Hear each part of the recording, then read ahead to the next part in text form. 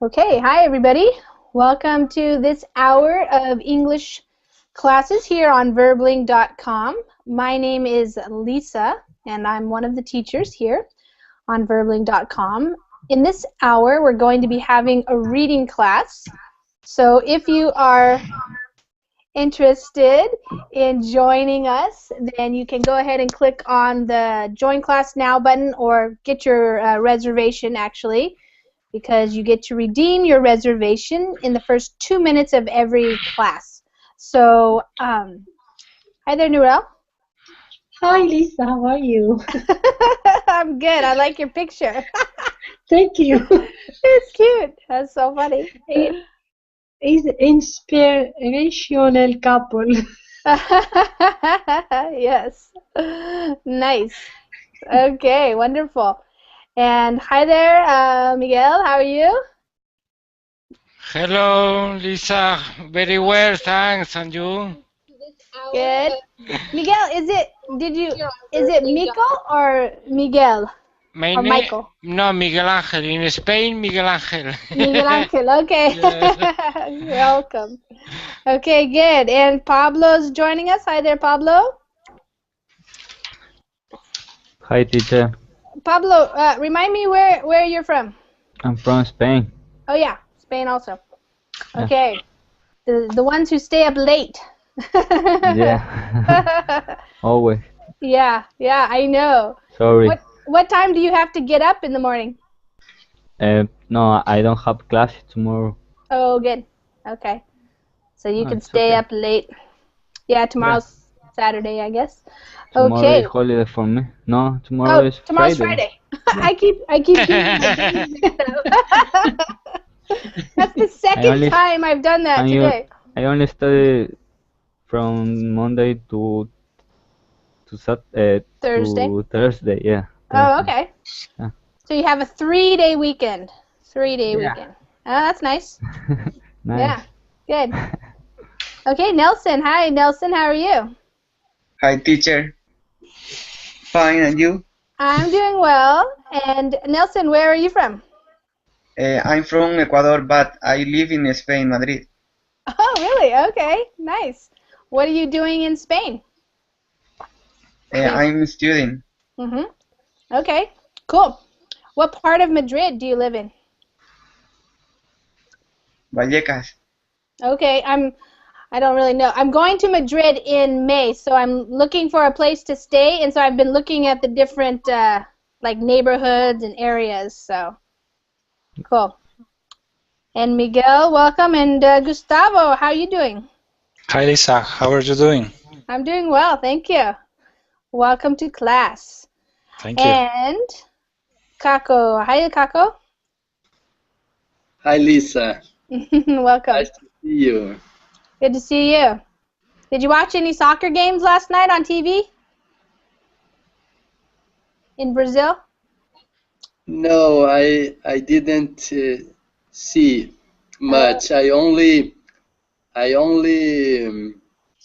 watched some news about. Oh, okay. But I think that was very good, very nice.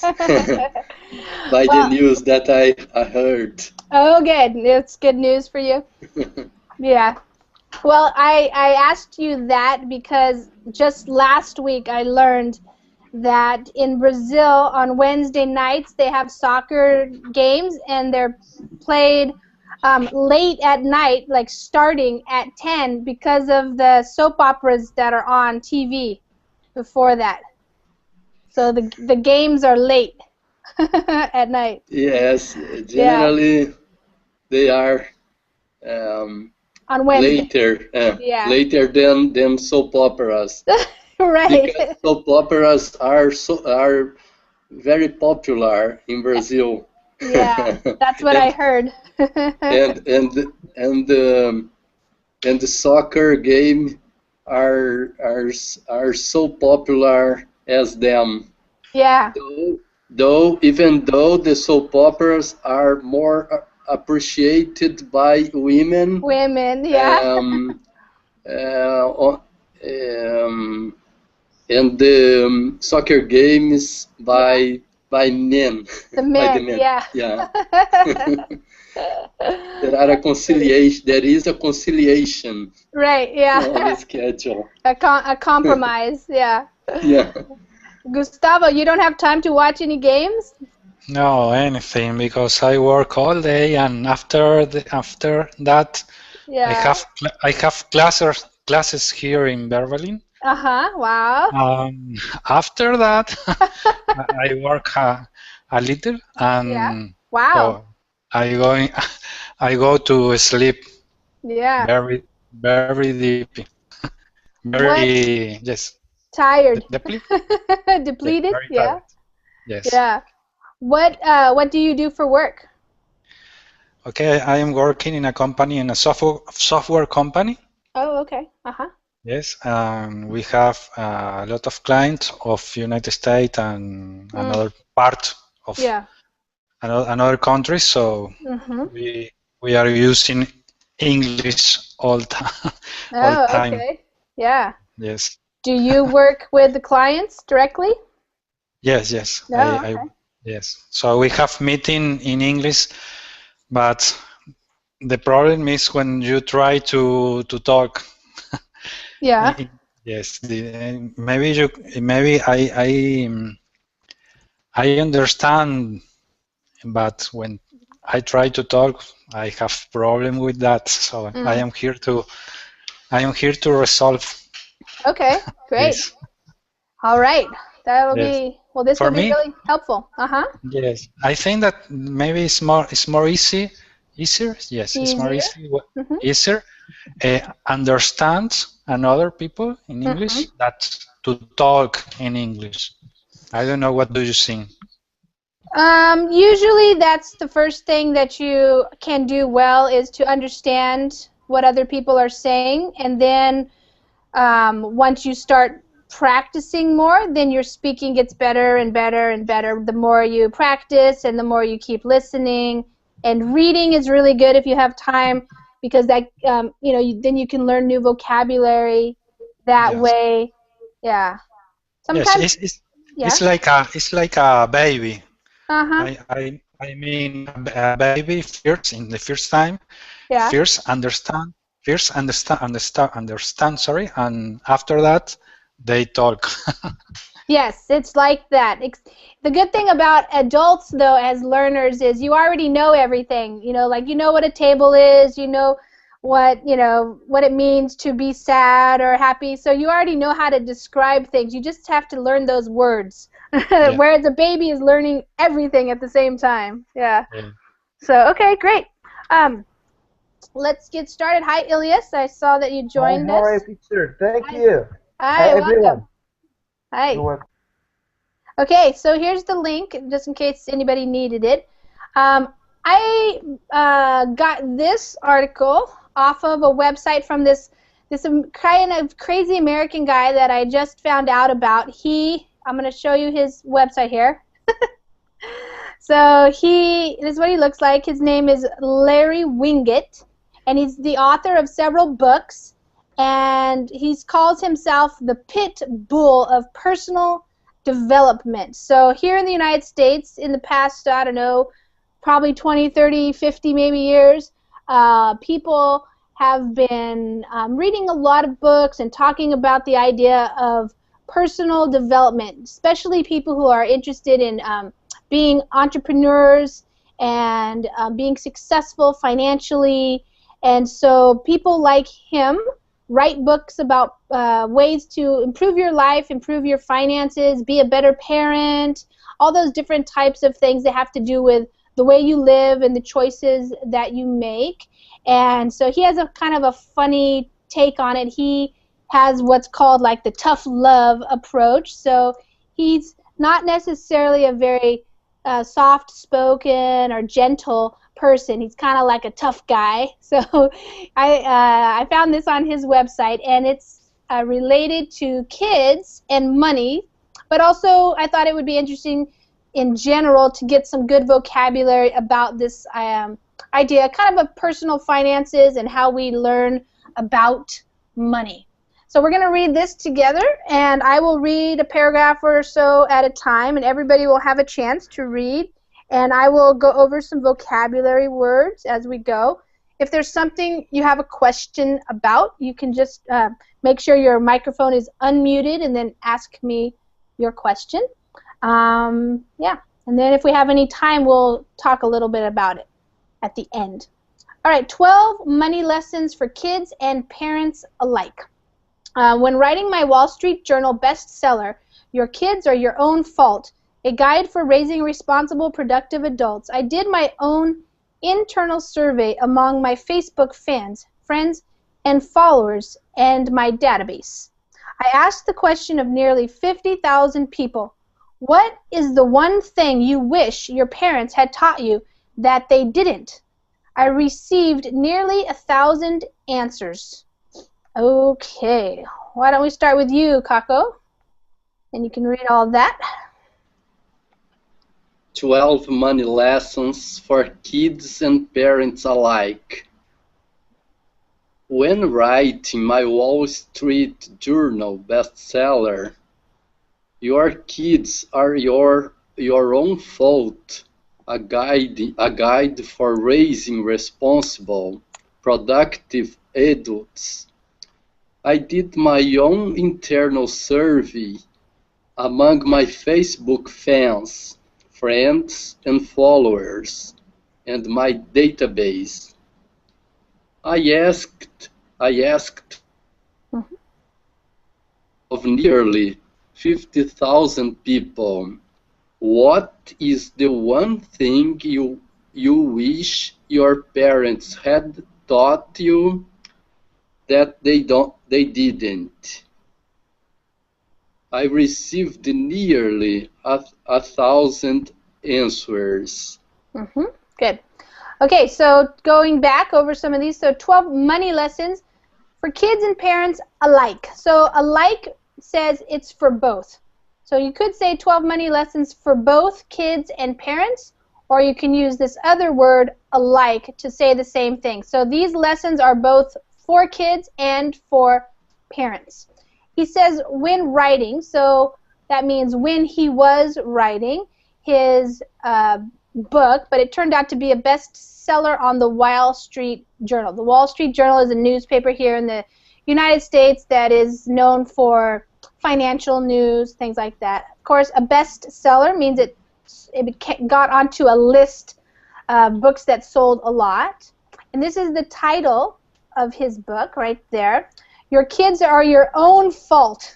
So he's blaming the parents. How your kids turn out is your own reason, like your fault of you. So if it's somebody's fault, it's because they did something. So that's kind of a provocative title. Nowadays in the United States, you try to have provocative titles that capture attention, whether or not people laugh or they argue with you or they get mad. That gets you more attention. So it's a guide, and it's for parents, and it's to help them raise. So when you raise your children, that means they're growing up and you are educating them and teaching them. You're raising them. You want them to be responsible and productive. So responsible means they do the right thing and they take care of themselves and maybe they take care of others, but also productive. So that means they work and they do good work. They're not like, so the opposite of productive would be like lazy or unproductive or they don't do anything, that kind of thing. So he did his own internal surveys, so internal to him, his business. So he has a database. You can say database or database. And so he asked all these people that are in his database and also his friends and family this question. What is the one thing you wish, so you wish or you want, that your parents had taught you? So if you're paying attention to like the verbs and things, so when you go to speak or write, you can use these structures. So what is the one thing you wish your parents had taught you? So to teach is the verb, and that's the past, had taught, that they didn't. So something that, you know, it would have been nice to have learned earlier in your life. And so he received nearly, so almost 1,000 people answered. So, and then it says 99%, an overwhelming majority of those answers said the same thing. I wish my parents had taught me about money. So do I. Part of the reason people are in the mess they are today, part of the reason our country is in the mess it is in today, part of the reason the housing market is in crisis, part of the reason debt is up, bankruptcies are up, and saving is down is because parents didn't teach their kids about money and finances. Okay, that's the next little part to read. Gustavo? Okay. 99% and overwhelming majority of those answers said the same thing. I wish my parents had taught me about money. So do I. Part of the reason people are in the mess they are today. Part of the reason our country is in the mess it is in today. Part of the reason the housing market is in a crisis. Part of the reason debt is up, bankruptcies, Bankruptcies. Are up, and saving is down is because parents didn't teach their kids about money and finance. Good. So 99% out of 100, that's an overwhelming majority. So majority is anything over like 51%, but this is an overwhelming, so almost everybody said the same thing. And he put it in quotes here because this is what they said. I wish my parents had taught me in the past about money. And then he says, so do I, which means I too wish that my parents had taught me about money. So when you agree with somebody, you can say, yeah, me too, or yeah, so do I. I also wish the same thing. Okay, so then he says in this paragraph, part of the reason, so one part of the reason, there maybe are other parts to the reason, but the mess we are in. So to be in a mess, or to be in the mess they are today, the mess refers to the problems that people are having financially. So the reason people are in the mess, you know, having the problems they are having today, part of the reason our country, so the United States, he lives in the United States, is in the mess, all right, so he keeps using this, same thing. So he's meaning, you know, financially in the mess that we're in. With the housing market is in a crisis. The housing market is, you know, just the buying and selling of houses. It has been in a crisis. You probably maybe have heard about that in 2008 especially. And also debt is up. So he's talking about the debt that the United States government has, but also in general people and businesses. And bankruptcies. A bankruptcy, you don't say the T, so it's a silent T, so bankruptcy. Those are when you don't have any more money to pay your bills, basically, and you declare bankruptcy.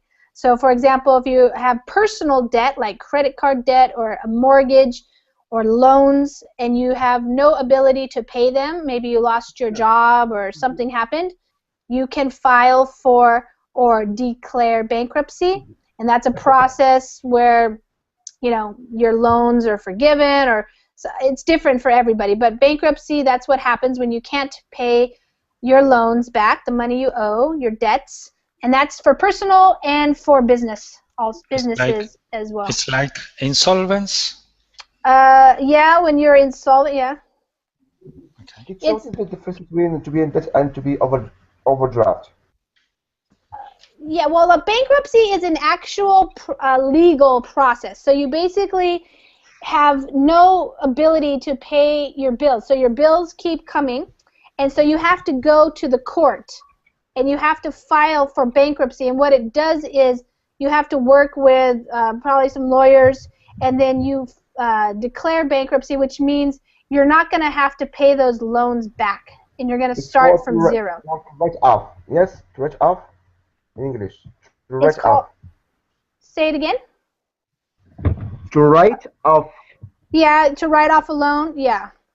Not all loans can be written off. So, for example, student loans, you will always have a student loan. Even if you declare a bankruptcy, you will have to still pay your student loans back. But other loans, like a mortgage for a house, a mortgage loan can be written off, or, yeah, I don't know the legal terms. I don't know if it's forgiven, really. Write off. Write off, I'm sure.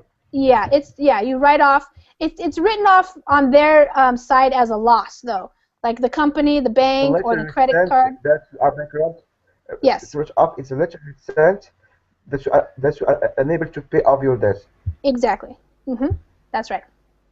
Yeah, and that affects your credit rating. So usually after you've declared bankruptcy, it can be difficult to kind of get back on your feet. But with that said, if you read the biographies of people who are very wealthy in the United States, they've had a bankruptcy. So it's just something like business people, they do. So also saving money, savings is down. And he's saying it's because parents didn't teach their kids about money and finances. So money is one thing, like how to spend it, how to earn it, and then your financial thing, maybe how to invest your money, how to make it last longer, those kinds of decisions that you have to make. Maybe it is because their own parents didn't teach them about money either, or because they simply didn't have the skills to pass on, or because they thought their kids would just pick it up along the way, or develop good money management skills by osmosis. I don't know. But the bottom line is that people don't know much about money, and it is a parent's job to teach them while they are young, so they will have good habits when they are older and hopefully independent. Okay. Ilyas. Yes? You can Shall read I the two parts right there. Okay, thank you. Mm-hmm. Maybe it is because their own parents did.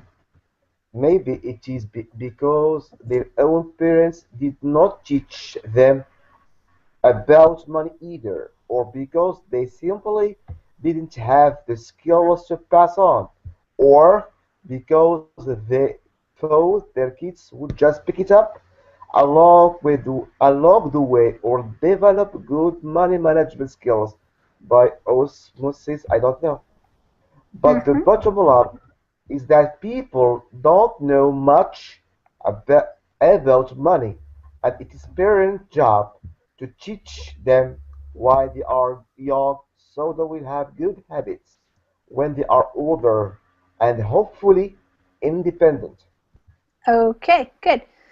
All right, so he's saying maybe, so perhaps, they didn't teach, our parents didn't teach us because their own parents, so like your grandparents, didn't teach them about money either. So we tag on that word either just to say, like, it didn't happen here and it didn't happen there.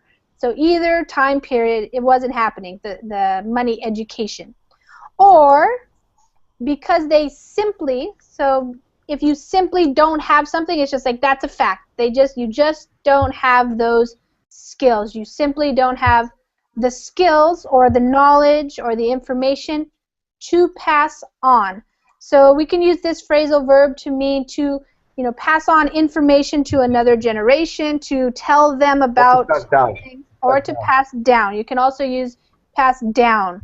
That's right. Pass on or pass down, it means the same thing.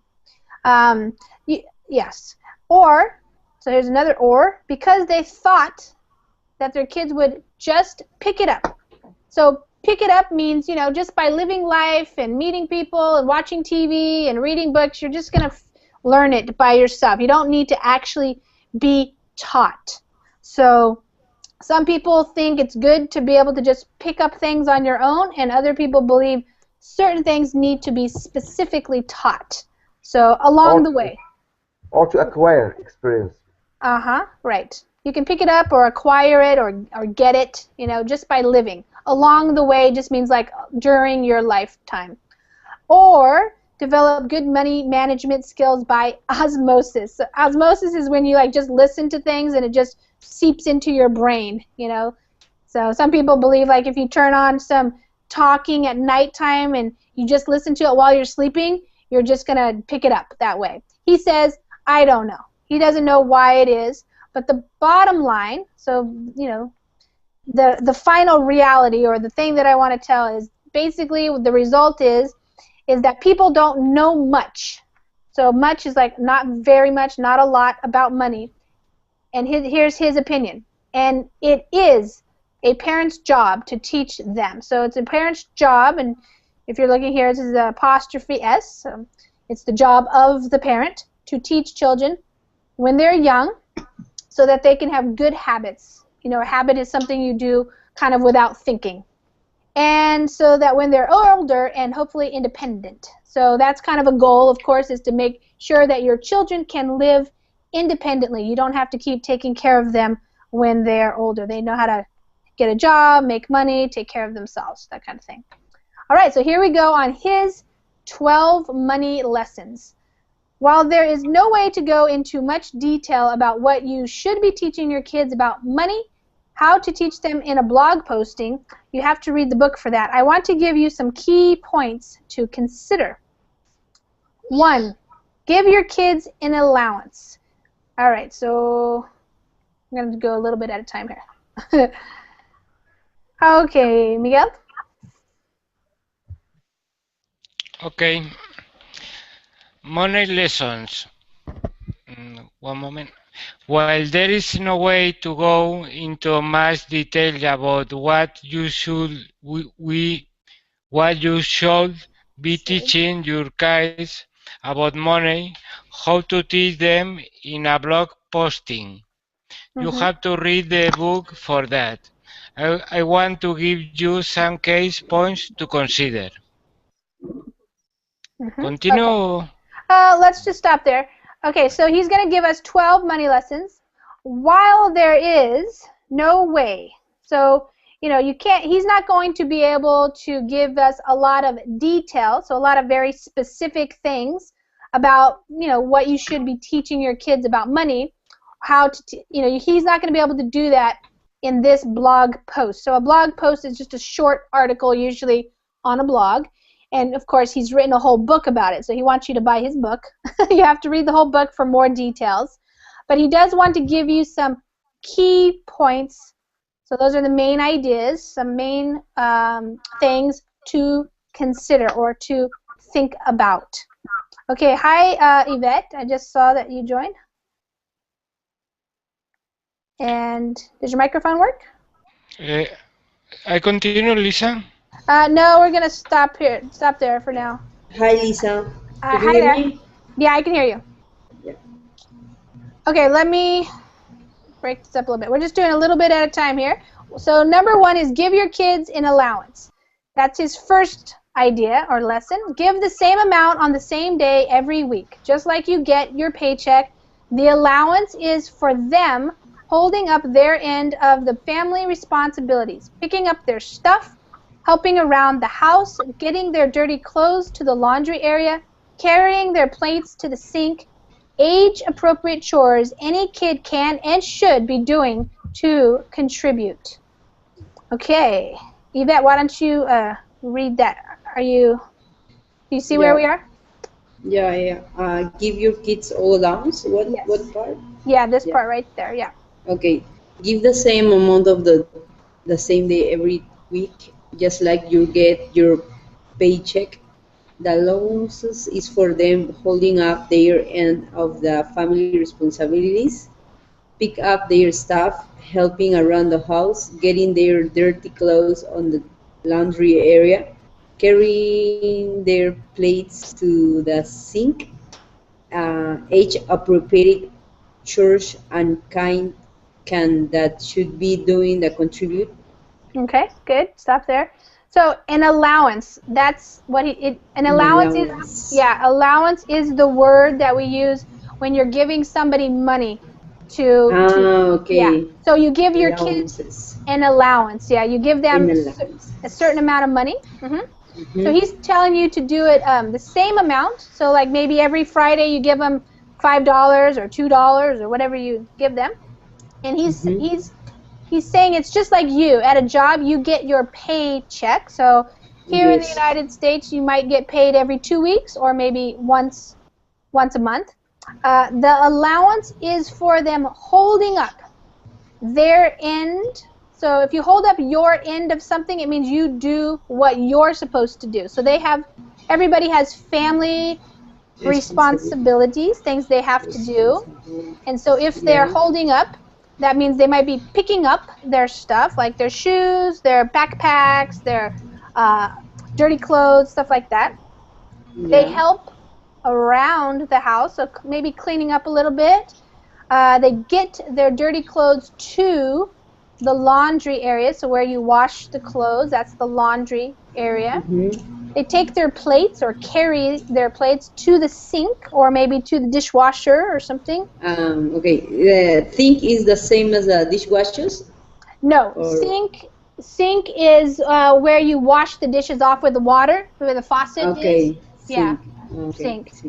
And then he says age-appropriate chores. So, you don't expect the same things from a 5-year-old and a 10-year-old or a 16-year-old. So whatever is appropriate or correct for the age of the kid. Okay, that's right. Yeah, the chores are the things they do, like take out the trash or load the dishwasher or empty the dishwasher. And he's saying any kid can do these things and they should be doing them to contribute, to help out. To contribute means to help out the family. Okay? All right, so I'll continue on. This allowance is made regardless of how well the job is done. When a boss isn't happy with performance, he doesn't withhold the salary, but instead counsels the employee about their performance. The same rule applies to kids and allowance. Okay. Miguel, why don't you read that part right there? Because you only had a small part last time.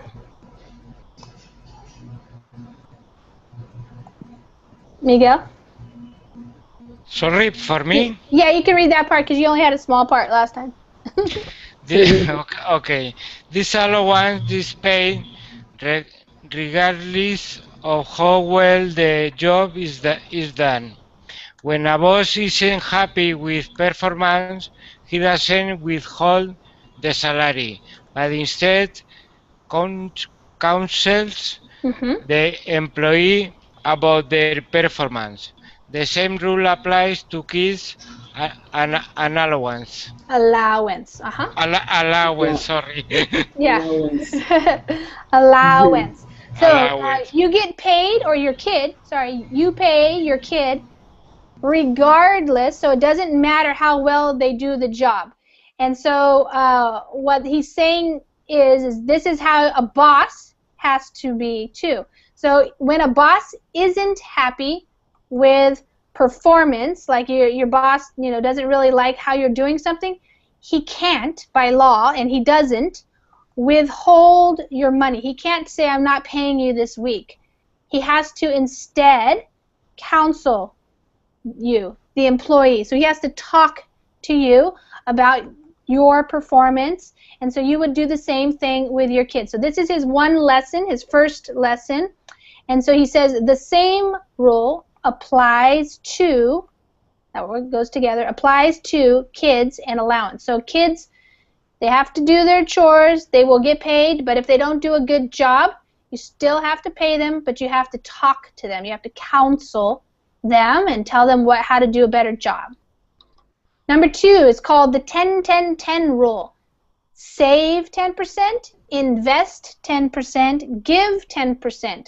Live on the remaining 70%. This lesson can be taught to any child at any age, and since about 40% of Americans live on 110% of their income, and only about 7% have enough money saved for retirement, it is a good way for parents to live as well. Okay, Nelson.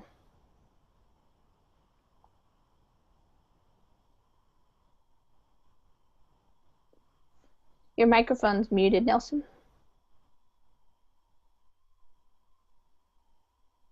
Save 10%, invest 10%, give 10%, live on remaining 70%. 13%. This reason can be thought that any child at any age, and since about 40% of Americans live 110% of their income and only about 7% have enough money saved for retirement. It is a good way for parents to live as well. Okay, so this is I don't know if this is common in other countries, but this is kind of a big thing that people talk about here. I don't know if everybody does it, but pretty much anybody who's writing a book and they've made a lot of money, this is what they tell people to do.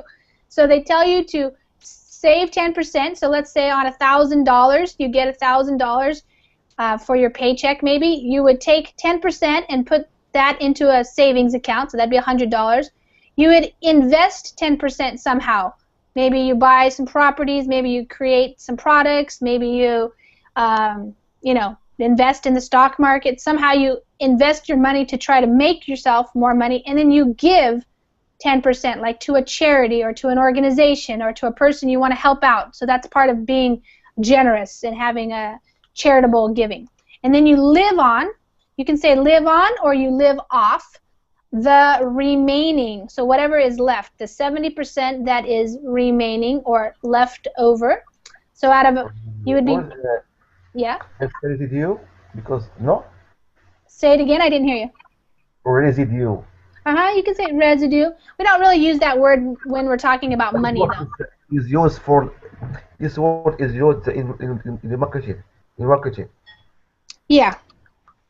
Yeah, a residue would be like something that is left, but like if you're cleaning your bathtub and something you cleaned it with, something was left, that would be like the residue on the bathtub or the sink or something like that. But this remaining is like what is left over. So you have, out of $1,000, you would have $700 left to live on, to pay your bills, that kind of stuff.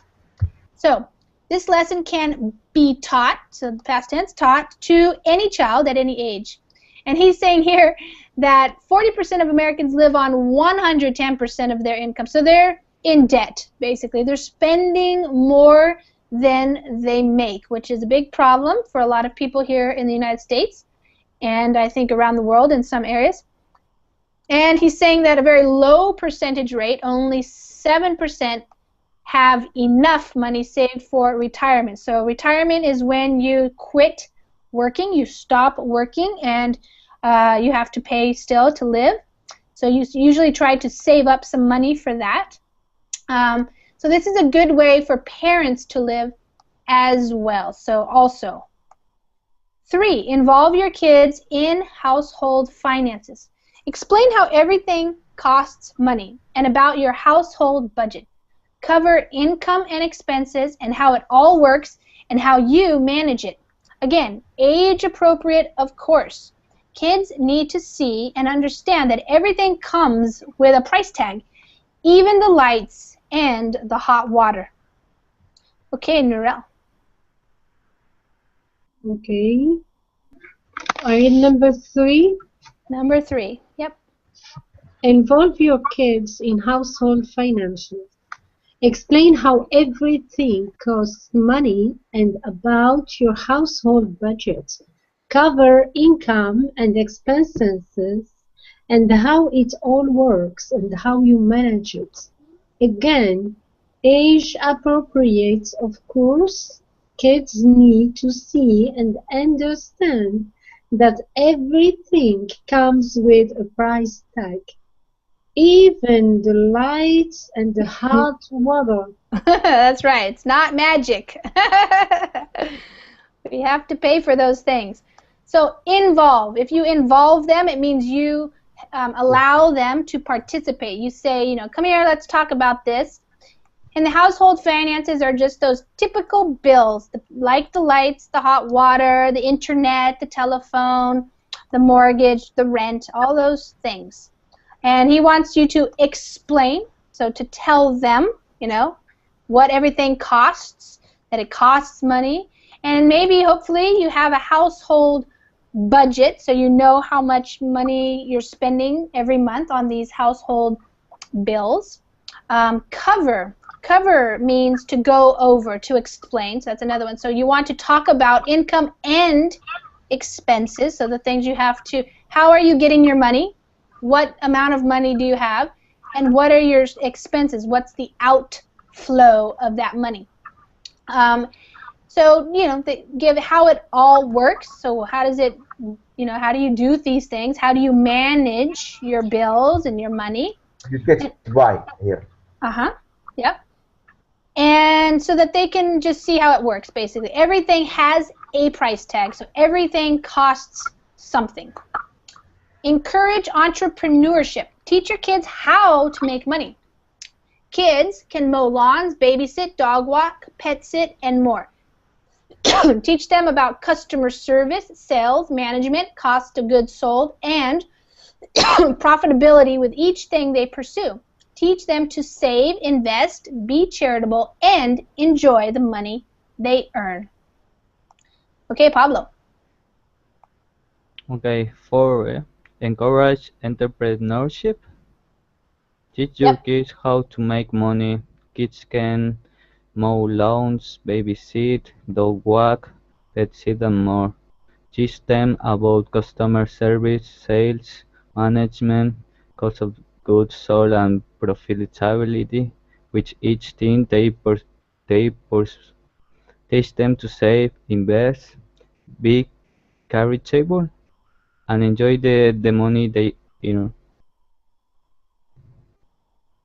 5 2.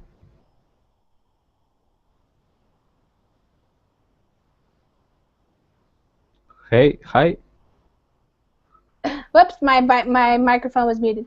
Okay, entrepreneurship, that means becoming an entrepreneur. So an entrepreneur is a person who runs a business, creates a business, and so that's how you can make money. So kids can often make money by mowing your neighbor's lawn. Your lawn is the grass that grows in front yard or the backyard. Babysitting, that means taking care of other kids or babies. Taking dogs for a walk. Pet sit. So if your neighbor goes away on vacation and they have a dog, you can pet sit. That means take care of the dog or the cat. All those different types of things that kids do. And then you can learn about all these different things that have to do with business. You know, customer service, sales, management, cost of goods sold. How much did it, you know, cost you to make that thing? And whether or not it's profitable. And then again, teach them the 10-10-10 rule, to save, invest, and be charitable. Charitable means giving, when you donate money to other people or organizations. And to enjoy. So have some fun with the money that you earn, you know, buy things you like, do things that you enjoy. 5, teach math skills and their relevance to money. Addition, so they can add up what they have and what they owe. Subtraction, so they can subtract what they owe from what they have. Pretty basic, but I promise most adults have not done that simple equation I just described. Also teach percentages and multiplication. Studies prove that the better you are at math, the more money you end up with in the long run. Your kid may hate math, but they love money, so teach that one goes with the other. So teach that one goes with the other. Sorry. Okay, math and money. Kako?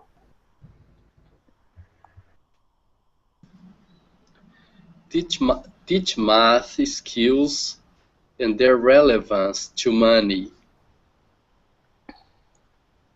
So they can add up what they have and what they owe.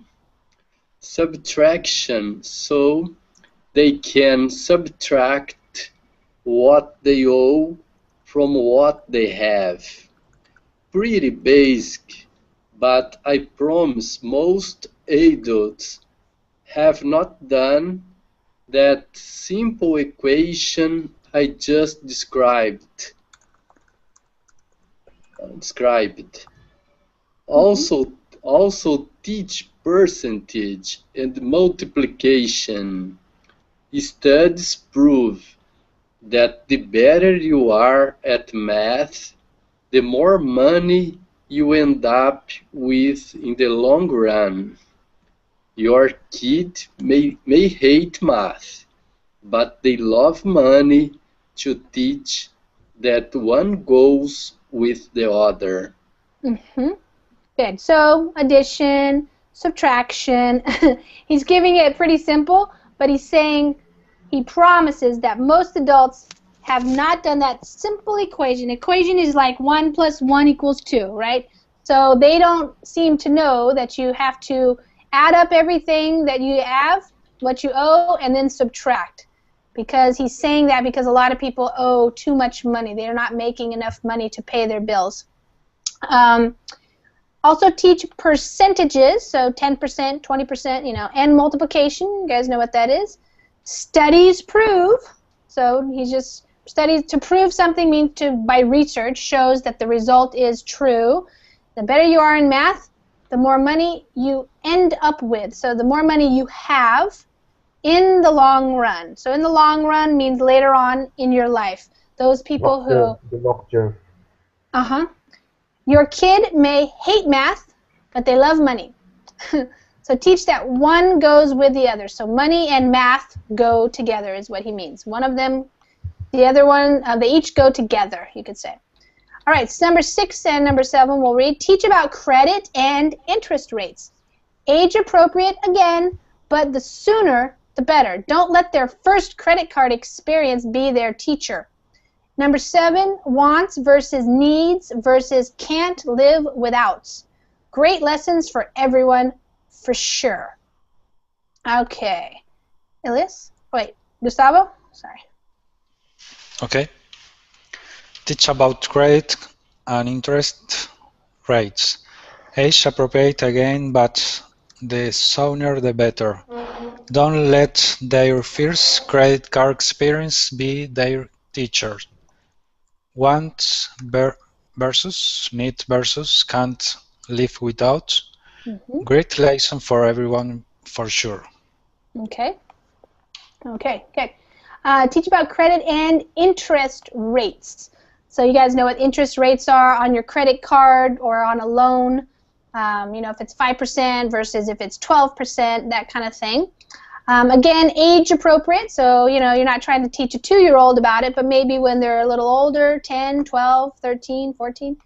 But the sooner, the better. So the younger they are, the better it will be, so that their first credit card experience isn't a bad one, basically. You don't want that to be their teacher, where they learn a lesson, but it's been a painful lesson. Number 7, the wants versus needs versus I can't live without this thing. And so he's just kept it simple. These are great lessons for everyone to learn about. So even the parents can learn that one. 8, money is good. There is more wrong about not having money than with having money. And anyone who says differently has never had money and probably will never have any. It takes money to build I should say hospitals and help people in need. You can't do a damn thing for people when you are broke. Poverty is the enemy, not wealth. Okay, Yvette? Anna? Yeah. Yep. What's Number 8? Yes. Okay, money is good. There is more wrong about not having money than with having money, and anyone who says definitely has never had money and probably will never have any. It takes money to build hospitals and help people in need. You cannot do a damn thing for people when you are broke. Poverty is the enemy, not wealth. Okay. So there is more wrong about. So there's, to be wrong or to something is wrong, it's like there's a problem with it. So the problem is not that there's money, it's not having money. There's a problem, he says. And he's saying anyone who says differently. So if you disagree with what he just said, he's saying if you're saying that, you probably have never had any money, and because you're saying that, you probably won't ever have any money. And he just gives an example. It takes money to build hospitals and to help people. You can't do a damn thing. So A dam is kind of a slightly vulgar word, not really too bad. So you can't really do anything for people when you are broke. Broke means you have no money. You're broke. You don't even have enough money maybe for yourself. You can't really help somebody else. So poverty, the fact that you don't have any money, is the enemy, not wealth. That's his advice there. Okay, number 9, money is not more important than people. Number 10, money gotten dishonestly is never worth it. 11, money carries responsibility. And 12, money is freedom. The freedom to do what you want, the way you want, when you want, and with whom you want. That is the ultimate benefit of having money. Okay. Who is next? Miguel? Okay. Money is not more important than people. Money gotten dishonestly is never worth it. Money carries responsibility. Money is freedom. The freedom to do what you want, the way you want, when you want, and which home you want. That is the ultimate benefit of having money. Good. Stop. You can stop there. So it's not more important than people, so be careful with that. You want to make sure you're still putting people first, is what he's saying. Money that you have earned or gotten somehow dishonestly, so cheating other people or not giving a good service or lying or something like that, or even against the law, like illegally, is never worth it. So he's saying don't do that. It's not worth it. When you have money, you have responsibility, but ultimately you have freedom. So this is what he's saying is the ultimate benefit of having money, is that you get to do what you want, the way you want to do it, with whom, so you get to play with the people you want to play with. So that's a good benefit, or the ultimate means like the greatest, the best benefit, the best thing that is good about having money. If you do all of these things, will your kid grow up to handle their finances perfectly? So that's a question. Maybe, and maybe not. There are few guarantees with parenting. However, don't do these things, and you hinder your kids and impede their overall success in many ways. I would put here to make it read easier, if you don't do these things, you hinder your kids and impede their overall success in many ways. All the best to you and your kids. So that last part right there, Pablo? Yeah. If you do all of these things, will your kid grow up to handle their finances perfectly? Maybe and maybe not. There are few guarantees with parenting.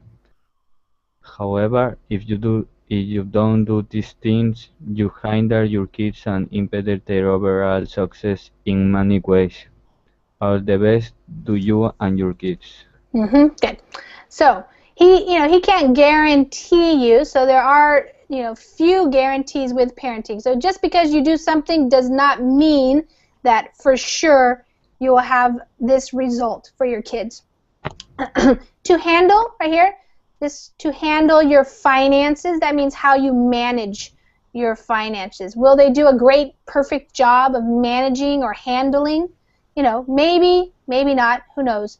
But he's just saying if you don't do these things, then you are hindering. So to hinder something means you're not helping. To hinder is kind of like you're going against what is good for your kids. Impede. Impede, and same thing. So you hinder and you impede. Impede it means you don't let them. To impede, it's like you get in the way of that. So you're not helping basically. So it would be more helpful if you taught your kids these things, because if you don't, they're not, they might not learn them at all, or they might learn different things that aren't very helpful. So all the best to you. So this is him telling you, the reader, that he wishes you the best, to you and to your kids. Okay, we have 4 minutes left.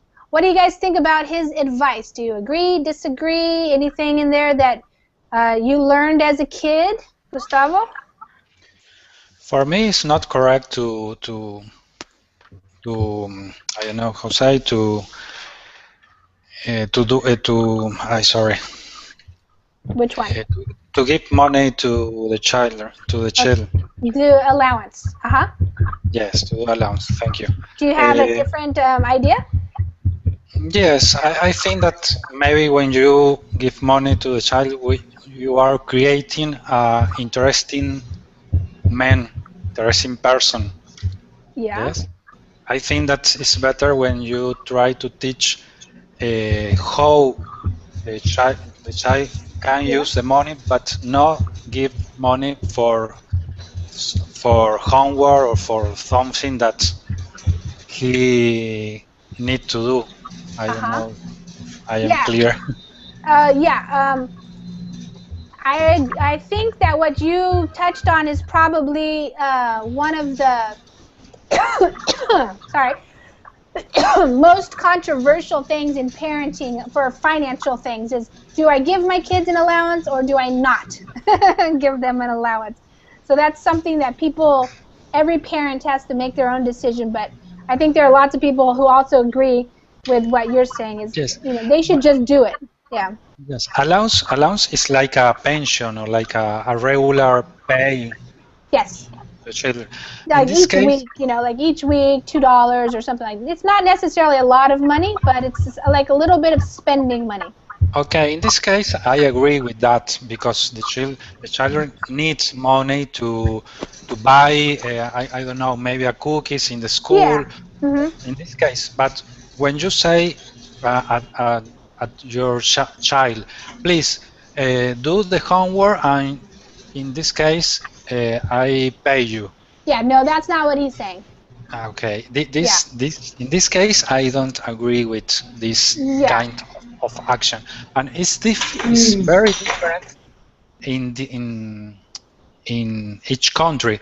It's very different in Latin America, very different in United States or Asia. Mm-hmm.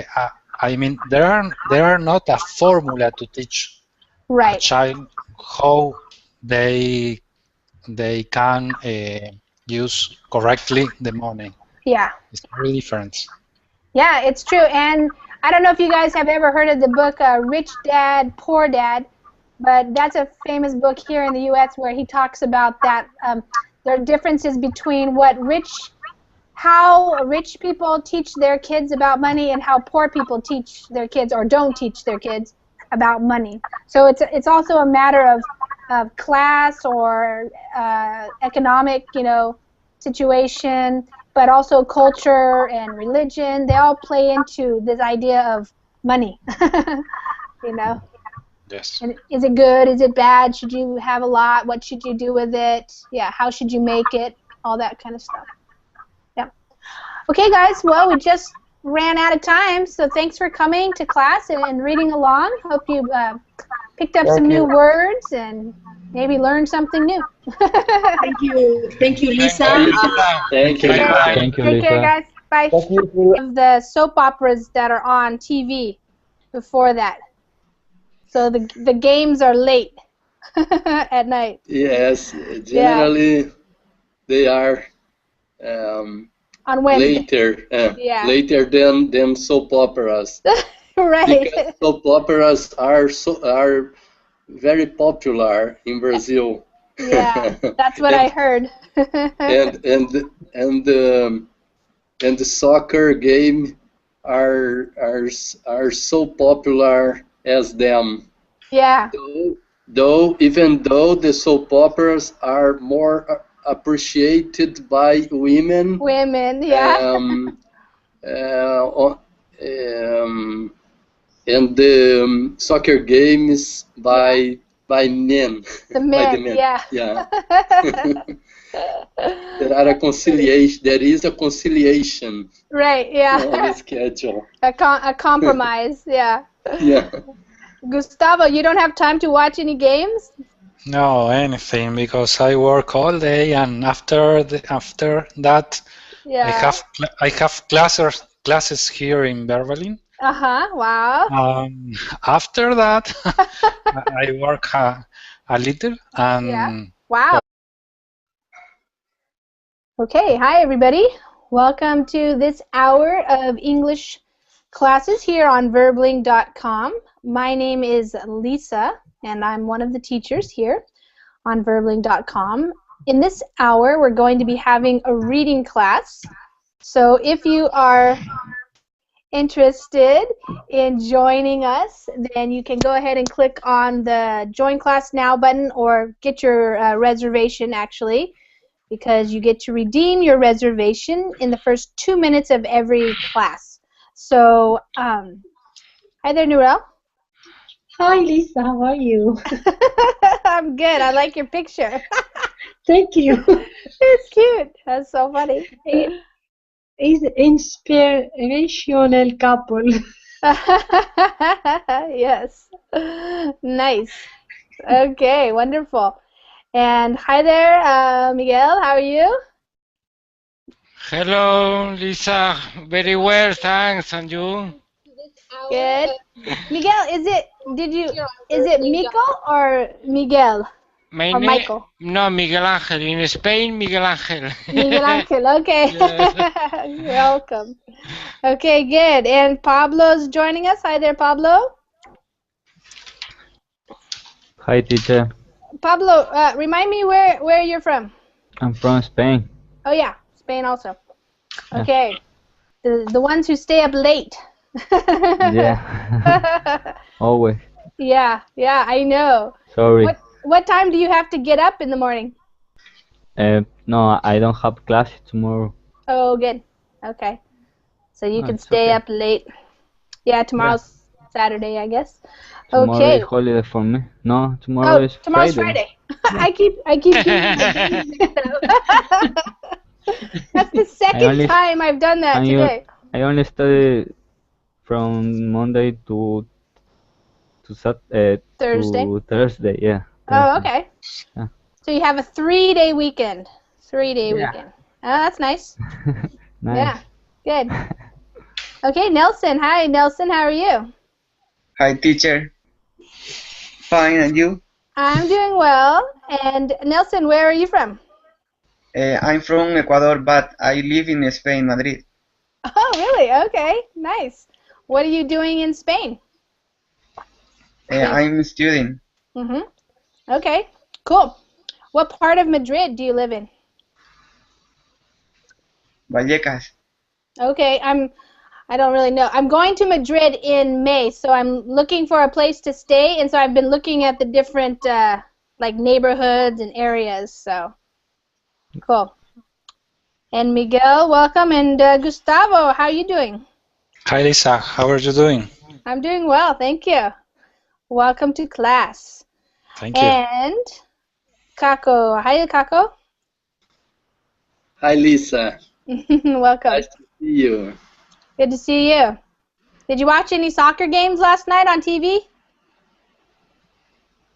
In Brazil? No, I didn't see much. I only